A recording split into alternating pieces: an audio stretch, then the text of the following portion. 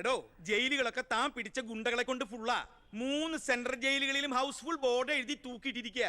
ആ ഗുണ്ടകൾക്കൊക്കെ ഉണ്ട കൊടുക്കാൻ തന്റെ അച്ഛൻ കട്ടുണ്ടാക്കിയ കാശ് കൊണ്ടുവരോ?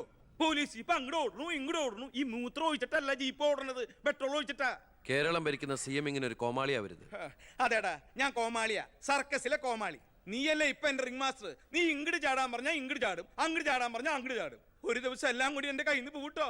നിന്റെ ഭരണപരിഷ്കാരങ്ങൾ ഇവിടെ നടപ്പാക്കണമെങ്കിലേ ഫണ്ട് വേണം, ഫണ്ട്. നിനക്കറിയോ, ഖജനാവിൽ ഇന്നാള് ഞാൻ കൈയിട്ട് നോക്കിയപ്പോഴേ കാലിയാ കാലി.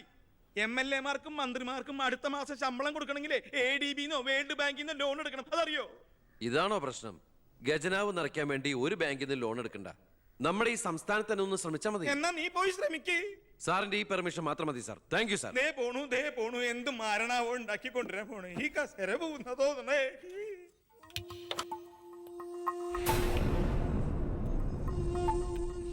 15 വർഷങ്ങൾക്ക് മുമ്പ് ഈ മന്ത്രി ദിവാകരന് ഇലക്ഷനിൽ മത്സരിക്കാൻ കെട്ടിവെക്കാനുള്ള പണം പോലും പാർട്ടിക്ക് സംഭാവന ചെയ്യുന്നു. പക്ഷെ ഇന്ന് അയാൾക്ക് കൊട്ടാര സദൃശമായ ബംഗ്ലാവുകളും മെട്രോ നഗരങ്ങളിലെ ഷോപ്പിംഗ് കോംപ്ലക്സുകളും അടക്കം കോടികളുടെ ആസ്തിയുണ്ട്. രാജൻ ജോസഫ് എന്ന പേരുള്ള ഒരാളുടെ പഞ്ചനക്ഷത്ര ഹോട്ടലുകളാണ് ഇതെല്ലാം, 9 എണ്ണം. ഇങ്ങനെ ഒരാൾ ഈ ഭൂമി മലയാളത്തിലില്ല എന്നുള്ളതാണ് സത്യം. ബിനാമി പേരിലും മറ്റ് അഡ്രസ്സുകളിലും നമ്മുടെ എക്സ് മിനിസ്റ്ററും മുൻ പാർട്ടി പ്രസിഡന്റും ഒക്കെ ആയിരുന്ന ഗോപാലകൃഷ്ണ പിള്ളയുടെ ഹോട്ടലുകളാണിതെല്ലാം. ഏകദേശം 100 കോടിയോളം ആസ്തി വരുന്ന ഈ വസ്തുക്കൾക്ക് ആളോ അവകാശങ്ങളോ ഇല്ലാത്തതിനാൽ നമുക്കിത് ഗവൺമെന്റിലേക്ക് കണ്ടുകെട്ടാം. ഒന്ന് നിർത്തണം. ലൈറ്റ് ഓൺ ചെയ്യ്. താൻ എന്തിനുള്ള പുറപ്പാടാ? സാർ, ഇതുപോലെ 100ഓളം പേരുടെ ബിനാമി ഇടപാടുകളും വൻ അഴിമതി കേസുകളും ഇവർ കണ്ടെത്തിയിട്ടുണ്ട്. അതിൽ 25ഓളം പേർ രാഷ്ട്രീയ പ്രമുഖരാണ്. മാധവൻ നമ്പ്യാർ മുതൽ എന്റെ അച്ഛന് പങ്കാളിത്തമുള്ള ചെറാക്കുളം ഫൈനാൻസേഴ്സിന്റെ ഉടമ പവിത്രം വരെയുണ്ട് സാർ ലിസ്റ്റിൽ. ഏകദേശം 1500 കോടിയിലേറെ നമുക്ക് ഖജനാവിൽ നിറക്കാൻ കഴിയും. അത്തരം പറയലടോ ആഭ്യന്തര മന്ത്രി. ഇവരെ ഒന്നും നമുക്ക് തൊടാൻ പറ്റില്ല. മന്ത്രിസഭ നിലനിർത്താനും MLA-മാരെ ചാക്കിട്ട് പിടിക്കാനും തെരഞ്ഞെടുപ്പിന് കോടികൾ വാരി വിതറാൻ കഴിവുള്ള പൊളിറ്റിക്കൽ കിങ് മേക്കേഴ്സ് ആണ് ഇവരൊക്കെ. എന്തായാലും ഇവർക്കെതിരെ ആഞ്ഞടിക്കാൻ തന്നെയാണ് എന്റെ തീരുമാനം. ആഞ്ഞടിക്കാൻ നീ ആരാ? കൊടുങ്കാറ്റോ അതോ കത്രീനയാ? സാർ, ഞാൻ പറയുന്നത് എന്താന്ന് വെച്ചാല്, നീ എന്ത് പറഞ്ഞാലും അത് നടക്കില്ല. കോടതിയും നിയമവും മന്ത്രിസഭയും ഒക്കെ വിലക്ക് വാങ്ങാൻ ആസ്തിയുള്ളവരായിട്ട് ഒരു ഏറ്റുമുട്ടൽ ഞാൻ സമ്മതിക്കില്ല. വേണ്ട. സാറിനൊരു കാര്യം അറിയോ? നമ്മുടെ കേരളം ഭരിക്കുന്ന മുഖ്യമന്ത്രിക്ക് എത്ര കോടികളുടെ ആസ്തിയുണ്ടെന്ന്? തമിഴ്നാട്ടിലും കർണാടകത്തിലൊക്കെ ആയിട്ട് എത്ര ഏക്കർ ഭൂസ്വത്തുണ്ടെന്ന്? ഒരു ദരിദ്ര കുടുംബത്തിൽ ജനിച്ച് ഇപ്പൊ കോടീശ്വരനായി ജീവിക്കുന്ന ആ മുഖ്യന്റെ കഥ ഞാനൊന്ന് വിവരിക്കാം സാർ. Lights of. എന്ത് സാറിന് കാണണ്ടേ? നിർത്തടോ. കേരളം ഭരിക്കുന്ന ആ മുഖ്യമന്ത്രി ഞാനല്ലേ. ഞാനിപ്പോ എന്താ ചെയ്യണ്ടേ? അയ്യർ സാറേ, സാർ, അതുകൊണ്ട് കൊണ്ടുപോവാ. അടുത്ത മാരണം. വിദേശ നിക്ഷേപങ്ങൾ വ്യവസായവൽക്കരണത്തിന് എങ്ങനെ പ്രയോജനപ്പെടുത്താമെന്ന് എന്റെ ചർച്ചയ്ക്കായി മലയാളി സംഘടനകളുടെ പ്രത്യക്ഷണം സ്വീകരിച്ച് സാറും സാറിന്റെ PAയും അമേരിക്കയിലേക്ക് പറക്കുന്നു. നിങ്ങൾക്ക് 2 പേർക്കുള്ള വിസയും ടിക്കറ്റും.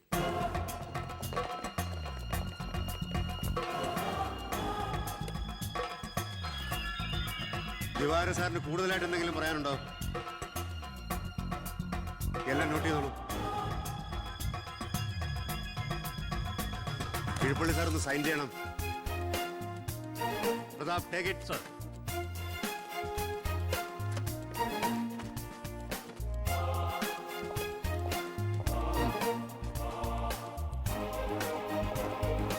ഒരാളും പുറത്തു പോകരുത്.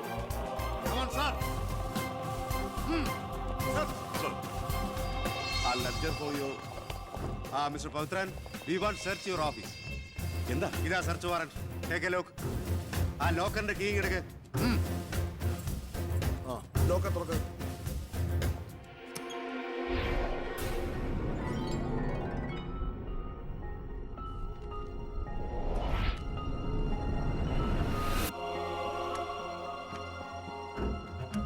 എന്തായി? അതിനകത്ത് കുറച്ചെങ്കിലും വെച്ചേക്കണേ. പാടൂ.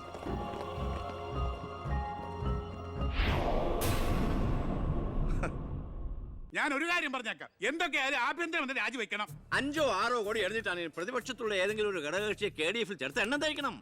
എന്നിട്ട് അവനെ പുകച്ച് പുറത്ത് ചാടിച്ചോടിക്കണം. അതിന് കാശ് എവിടോ? മർമ്മം നോക്കിയല്ലേ അവൻ കുത്തിയിരിക്കുന്നത്. വിഷം മേടിക്കാൻ പോലും കാശില്ലാത്ത അവസ്ഥയാ. എല്ലാം തൂത്തുവാരി ഖജനാവ് നിറച്ചിരിക്കല്ലേ അവൻ. എന്റെ 10 കോടി രൂപയല്ലേ പോയത്? ആ ഗോപാലകൃഷ്ണനായിട്ട് സ്വത്ത് മുഴുവൻ കണ്ടുകെട്ടി. ഒന്ന് പതുക്കെ പറയടോ. പുറത്ത് കേട്ടാല് പിടിച്ചകത്താകും. കള്ളപ്പണമാ. അവനെ അങ്ങ് തട്ടിക്കളഞ്ഞാ പോരെ. അതിന് പറ്റിയ വാടക ഗുണ്ടകൾ പോലും ഇന്ന് കേരളത്തിലില്ല. എല്ലാത്തിനും പിടിച്ച് അകത്താക്കില്ലേ. ഇനി ഇപ്പൊ ആരെങ്കിലും പുറത്തുനിന്ന് ഇറക്കിയാൽ തന്നെ അവരെയും പിടിച്ച് അവന്റെ പോലീസ് വെടിവെച്ചു കൊല്ലും. ആ വഴിയൊന്നും അത്ര എളുപ്പമല്ല. അവന് അവന്റെ ചിഹ്നത്തിന്റെ സ്വഭാവ സിംഹത്തിന്റെ. കാട്ടിൽ ആനയുണ്ട്, പുലിയുണ്ട്, കഴുതുണ്ട്. പക്ഷെ ആരാ കാട്ടിലെ സിംഹം? സിംഹം. അവൻ ആനയുടെ മഷിഷ്കം വരെ കയറിടിക്കും. ഓ അതൊന്നും നെറ്റിന്ന് മലയാളത്തിൽ പറഞ്ഞാൽ പോരോ. അയ്യ, അതൊക്കെ വിദ്യാഭ്യാസം ഇല്ലാത്ത ആൾക്കാർ പറഞ്ഞതാണ്. വിദ്യാഭ്യാസമുള്ളവർ പറയും മഷിഷ്കം. അമേരിക്കയിലേക്ക് ലൈൻ പോണു. സിഎമ്മിന്റെ മൊബൈൽ റിംഗ് ചെയ്യുന്നുണ്ട്. ഹലോ ഹലോ ഹലോ കട്ടായി. എന്റെ മൊബൈലിൽ നിന്ന് വിളിക്കാം. ഞാൻ ഇന്നലെ കൂടി വിളിച്ചല്ലേ ഉള്ളൂ. പൊറ്റക്കുഴിയാണ്. ഹലോ, നിങ്ങൾ ക്യൂബിലാണ്? ഇല്ല, സത്യമായിട്ടില്ല. നിങ്ങൾ ക്യൂബിലാണ്. ദയവായി ഒരാഴ്ച കഴിഞ്ഞ് വിളിക്കുക. ശരിയാ, ക്ഷമിക്കണം. കിട്ടിയോ? നമ്മൾ ക്യൂവിലാണ്, ഒരാഴ്ച കഴിഞ്ഞ് വിളിക്കാൻ. ചേടാ, നമ്മൾ ക്യൂവിലാന്ന് അമേരിക്കയിൽ എങ്ങനെയായിരുന്നു? ഏടോ, അമേരിക്ക വളരെ വലുതായി പോയില്ലേ? അവരെ മറ്റേ സുനാപ്പി വെച്ച് നോക്കിയാണ്. താരം നമ്മളെ തൈ ഇടോ. അവൻ രാഷ്ട്രീയ ആചാര്യന്മാരെ പോലും കളി പഠിപ്പിക്കുകയല്ലേ. അവനെതിരായി KDF-ന്റെ എല്ലാ MLA-മാരും തിരിഞ്ഞു കഴിഞ്ഞു. ഇക്കണക്കിന് പോയാൽ ഈ മന്ത്രിസഭ താഴെ വീഴും. പ്രതിപക്ഷം ഭരണപക്ഷത്തിന്റെ തകർച്ച കണ്ട് മിണ്ടാതിരിക്കോ? അവനെന്ന് പത്രക്കാരോട് പറഞ്ഞില്ലേ, അച്ഛൻ നിരപരാധിയാണെന്ന് കോടതിയിൽ തെളിഞ്ഞാൽ പാർട്ടി ആവശ്യപ്പെട്ടാൽ മന്ത്രിസ്ഥാനവും MLA സ്ഥാനവും രാജിവെച്ച് അച്ഛന് വീണ്ടും അവസരം നൽകുമെന്ന്. അതിൽ പിടിക്കണം. പാർട്ടി ആവശ്യപ്പെടണം, അവനെ കൊണ്ട് രാജിവെപ്പിക്കണം. അതിന് അച്ഛൻ ഈ കേസ് ജയിക്കണം. അച്ഛന്റെ പേരിലുള്ള മണിമലയാർ കേസ് തള്ളിപ്പോയതുപോലെ ഈ കൊലക്കേസും തള്ളിപ്പോകും. ഈ കേസ് ഞാൻ ജയിപ്പിക്കും. അച്ഛന് വേണ്ടി ഞാൻ എന്തും ചെയ്യും.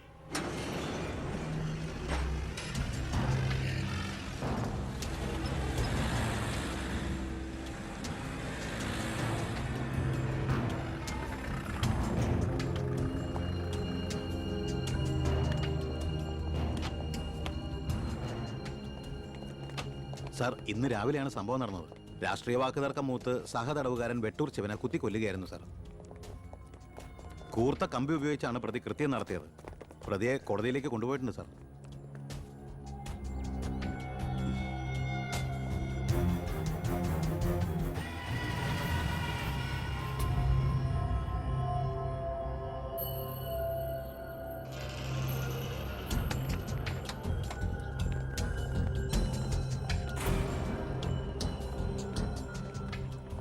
ഒന്നുകിൽ ദൈവം അച്ഛനെ കേസിൽ നിന്ന് രക്ഷിച്ചു, അല്ലെങ്കിൽ അച്ഛൻ സമർത്ഥമായി സ്വയം രക്ഷപ്പെട്ടു.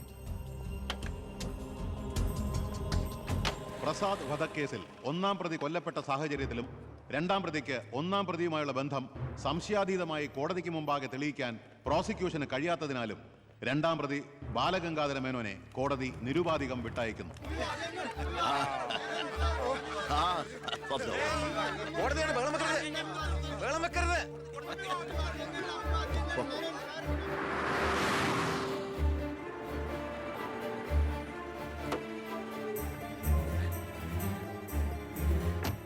ലക്ഷ്മി, ലക്ഷ്മി, അറിഞ്ഞോ നീ? ഞാൻ കേസ് ജയിച്ചടി. ഞാൻ നിരപരാധിയാണെന്ന് കോടതിക്ക് ബോധ്യായി. പത്രക്കാരുടെയും TV-ക്കാരുടെയും മുമ്പിൽ വെച്ച് നിന്റെ പുന്നാരമോൻ വീരവാദം മുഴക്കിയതല്ലേ ഞാൻ നിരപരാധിയാണെന്ന് തെളിഞ്ഞാൽ എനിക്ക് വേണ്ടി മന്ത്രിസ്ഥാനം രാജിവെച്ച് ഒഴിഞ്ഞോളാമെന്ന്. നീ ചെന്ന് പറയടി അവനോട് രാജിവെക്കാൻ. നിങ്ങൾക്ക് എന്താ ഭ്രാന്ത് പിടിച്ചോ? ഭ്രാന്തായിരുന്നടി, അധികാരം കയ്യില്ലാത്തന്റെ ഭ്രാന്ത്. എനിക്ക് അറിയാൻ പാടില്ലാണ്ട് ചോദിക്കുക. നിങ്ങൾക്ക് ഇതുവരെ മന്ത്രിയായി കൊതി തീർന്നില്ലേ? ഇല്ല, എന്റെ ഏറ്റവും വലിയ ലഹരിയാ അധികാരം, മന്ത്രിസ്ഥാനം. മനസ്സിലാവില്ല നിനക്കൊന്നും. എനിക്ക് മന്ത്രിയായിട്ട് തന്നെ ജീവിക്കണം. മന്ത്രി കസേരയിൽ ഇരുന്ന് തന്നെ മരിക്കണം. നിനക്കറിയോ, അധികാരം നഷ്ടപ്പെട്ടത് മുതൽ മനസമാധാനത്തോടെ ഞാൻ ഉറങ്ങിയിട്ടില്ല. വീണ്ടും മന്ത്രിയാകുക എന്നുള്ള എന്റെ ഒരു വാശിയാടി. നീ അവനോട് വാക്ക് പാലിക്കാൻ പറയടി. ഇതൊക്കെ നേരിട്ട് ചെന്ന് പറഞ്ഞാ മതി. എന്താ നിനക്ക് പറഞ്ഞ? എന്നെ കൊണ്ട് പറ്റില്ല, അത്ര തന്നെ. ഓ, മന്ത്രിസ്ഥാനം പോയതോടെ നിനക്ക് എന്നെ വേണ്ടതായില്ലേ? എന്നെ അനുസരിക്കാൻ കഴിയില്ലെങ്കിൽ പൊയ്ക്കോ ആഭ്യന്തരമന്ത്രിയുടെ വീട്ടിലേക്ക്. ബാക്കിയുള്ള ജീവിതം മോന്റെ കൂടെ തന്നെ അവിടെ. എന്താ അച്ഛ ഇങ്ങനെ? അച്ഛനൊഴികെ ഈ നാട്ടിലെല്ലാവരും വാനോളം പുകഴ്ത്ത ഏട്ടനെ. ഇങ്ങനൊരു മന്ത്രിയെ കിട്ടിയതിൽ അഭിമാനിക്കുക. മക്കൾ തങ്ങളെക്കാൾ വലുതാവണമെന്ന് എല്ലാ അച്ഛനമ്മമാരുടെ ആഗ്രഹം. പക്ഷെ അച്ഛൻ അസൂയ. മകൻ തന്നേക്കാൾ വലുതാവുന്നുള്ള എന്റെ അസൂയ.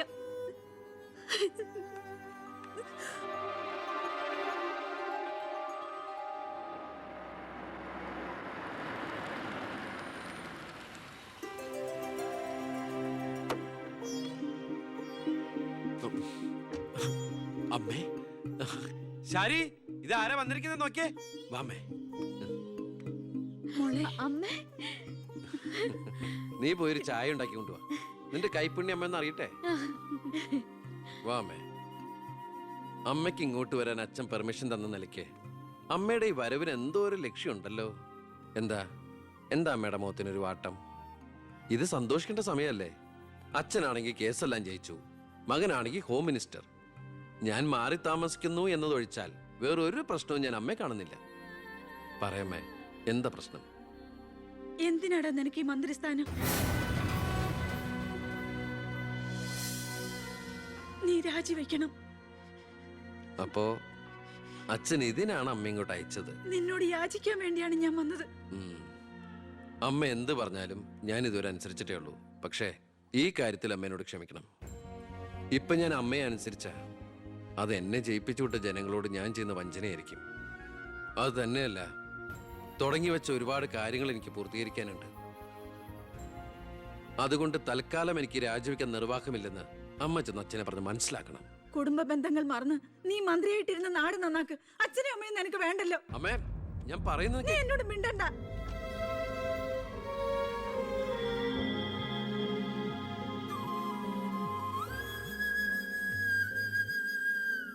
ഇല്ല, അവൻ രാജിവെക്കില്ല.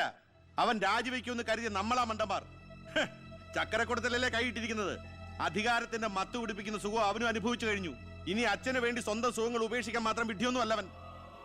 സ്വന്തം കുടുംബത്തിൽ വരെ റെയ്ഡ് നടത്തി അവൻ പ്രശസ്തി പിടിച്ചു പറ്റിയില്ലേ? ഇപ്പൊ പത്രക്കാരും ചാനലുകാരും എന്തിന് പ്രതിപക്ഷം വരെ അവനെ പൊഴുത്തുകയല്ലേ? അവൻ നാട് നന്നാക്കുക എന്തു വേണമെങ്കിലും ആയിക്കോട്ടെ, പക്ഷെ നമ്മുടെ കുടുംബത്തിൽ ഒരു അംഗമെന്നൊരു പരിഗണന ഇനി അവന് കൊടുക്കാൻ പാടില്ല. അച്ഛന്റെ മനസ്സറിയാൻ കഴിയാത്തവന് പടിക്ക് പുറത്താ സ്ഥാനം. അച്ഛൻ നോക്കിക്കോ, ഈ ചിറ്റാരിക്കര മണ്ഡലത്തിൽ വീണ്ടും ഒരു ഇലക്ഷൻ ഉണ്ടാവും അച്ഛന് മത്സരിക്കാൻ വേണ്ടി. അച്ഛൻ മുഖ്യമന്ത്രിയാകുന്നത് എനിക്ക് കാണണം. എങ്ങനെ? പുരയ്ക്കുമേതെ ചാഞ്ഞു നിൽക്കുന്നത് പൊന്നു കായ്ക്കുന്ന മരമാണെങ്കിൽ പോലും അത് വെട്ടിക്കളയണമെന്ന പ്രമാണം.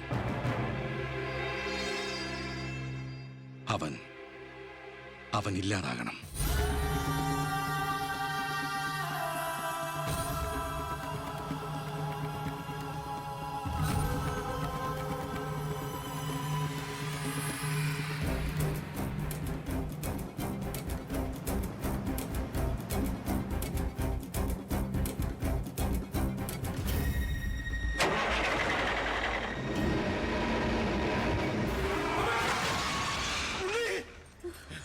എന്താ?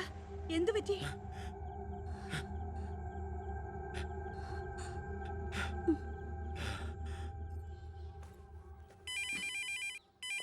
ഞാൻ എടുത്തോളാം. ഹലോ. ഉണ്ണി, ഉണ്ണി, ഉണ്ണി, നീ എന്താടാ ഒന്നും ഉണ്ടാത്ത? അച്ഛാ,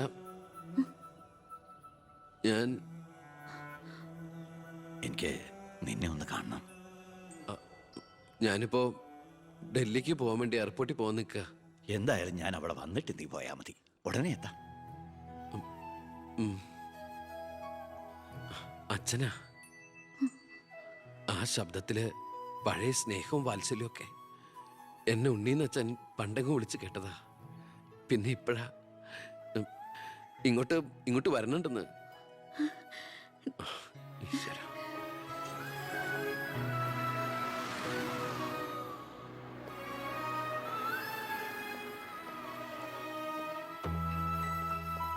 ഞാൻ കാരണം നിന്റെ യാത്ര ബുദ്ധിമുട്ടായി അല്ലേ? ഇല്ല, ഞാനത് അടുത്ത ഫ്ലൈറ്റിനാക്കി.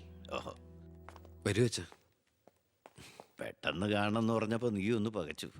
ഇനി എന്തിനുള്ള പുറപ്പാടാണോ എന്ന് ഓർത്തല്ലേ? അച്ഛൻ ഇനി ആർക്കും ഒരു തലവേദനയാവില്ല മോനെ. ചെയ്തു കൂട്ടിയതൊക്കെ തെറ്റാണെന്ന് മനസ്സിലാക്കാൻ വൈകി. ശ്രമിച്ചില്ല.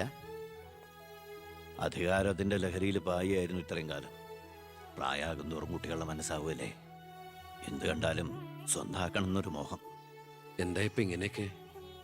മുന്നിലേക്ക് നോക്കിയപ്പോഴോ തിരിഞ്ഞു നോക്കിയപ്പോഴോ ഒരു കാര്യം എനിക്ക് ബോധ്യായി. ഞാനെന്ന രാഷ്ട്രീയക്കാരൻ വെറും ഒരു വട്ടപൂജ്യമാണെന്ന്. എന്നിലെ അച്ഛൻ ഒരു മൃഗമായിരുന്നു എന്ന്. പ്രായശ്ചിത്തം ചെയ്ത പാപങ്ങൾക്ക് പരിഹാരമാകുമെങ്കിൽ ഞാൻ മോന്റെ കാല് പിടിക്കും. അച്ഛാ, അങ്ങനെയൊന്നും പറയല്ലേ. മതിയായി, എല്ലാം മതിയായി. ഞാൻ ഇന്നുവരെ അഴിമതിയിലൂടെ ഉണ്ടാക്കിയതൊക്കെ സർക്കാരിന് തിരിച്ചു കൊടുക്കാൻ പോവാ. എന്നിട്ട് ചെയ്ത തെറ്റുകൾ ഏറ്റു പറഞ്ഞ് പൊതുജനങ്ങളോട് മാപ്പ് ചോദിക്കണം. അച്ഛാ, അച്ഛനെ വിശ്വസിക്കടാ. ഇനി നിന്റെ അച്ഛൻ വിശ്വാസവഞ്ചന കാട്ടില്ല. മതി, എനിക്കിത് മതി. ഞാൻ ആഗ്രഹിച്ച പോലെ ഒരു അച്ഛനെ ഈശ്വരൻ എനിക്ക് തിരിച്ചു തന്നല്ലോ. അറിഞ്ഞോ അറിയാതെയോ അച്ഛനെ ഞാൻ വേദനിപ്പിച്ചിട്ടുണ്ടെങ്കിൽ അത് ഇങ്ങനൊരു അച്ഛൻ്റെ മകനായിട്ട് ജീവിക്കാൻ വേണ്ടിയിട്ടാ. ഇനി എൻ്റെ അച്ഛന് വേണ്ടി ഈ സ്ഥാനമാനങ്ങളൊക്കെ ഉപേക്ഷിക്കാൻ എനിക്ക് സന്തോഷമേ ഉള്ളൂ. വേണ്ടടാ, എനിക്ക് മന്ത്രി ഒന്നും ആകണ്ട.